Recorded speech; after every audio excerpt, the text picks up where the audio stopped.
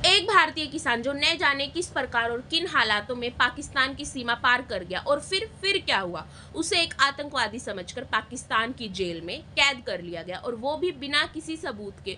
और उस आम व्यक्ति ने बिना किसी गुनाह किए 23 साल इतनी यातनाएं झेली है। और फिर क्या हुआ, उसका भारत भारत वापस लौटने का सपना उसकी आंखों में ही रह गया।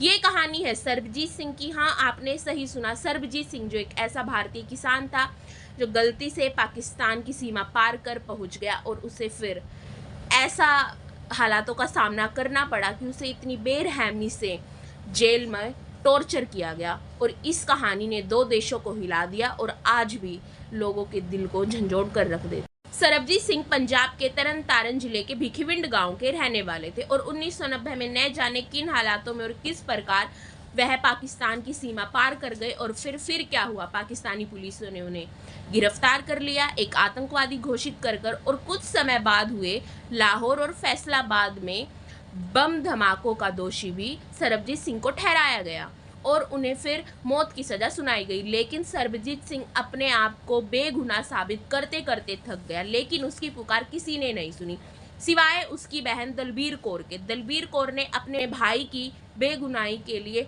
हर एक दरवाज़ा खटखटाया। वह भारत सरकार और आम इंसानों से मदद मांगती मांगती थक गई, लेकिन उनकी पुकार किसी ने न सुनी। और फिर एक दिन ऐसा आया कि सरबजीत सिंह पर कुछ कैदियों ने मिलकर खंजरों द्वारा हमला किया और उनकी ऐसी हालत हो गई कि वो 6 दिन तक कोमा में चले गए और फिर 6 दिन बाद उनकी मृत्यु हो गई। और दलबीर कौर का अपने भाई को वापस अपने परिवार में भारत लाने का सपना ही रह गया, लेकिन वो अपने भाई के लिए उसके बाद भी हक में लड़ती रही ताकि सरबजीत सिंह जैसे जो भी इंसान बेगुनाह है, जिन्होंने कोई गुनाह नहीं किया, कुछ पाकिस्तान के इंसान भारत की जेल में सड़ रहे हैं और कुछ भारतीय पाकिस्तानी जेल में सड़ रहे हैं, उनके लिए भी उन्होंने आवाज़ उठाई। सरबजीत सिंह का नाम लेते ही आज भी लोगों को याद आता है कि सरबजीत सिंह किस तरीके से सिस्टम का शिकार बने। सरबजीत सिंह की कहानी सिर्फ इंसाफ की नहीं बल्कि इंसानियत और अंतर्राष्ट्रीय संबंधों की भी है कि अंतर्राष्ट्रीय संबंध इतने मजबूत होने चाहिए कि किसी बेकसूर व्यक्ति पर इतना तो भरोसा किया जा सके कि उसके लिए कार्रवाई हो, उसको इंसाफ दिलाया जाए। सरबजीत सिंह की कहानी हमें ये सीख देती है कि एक झूठ,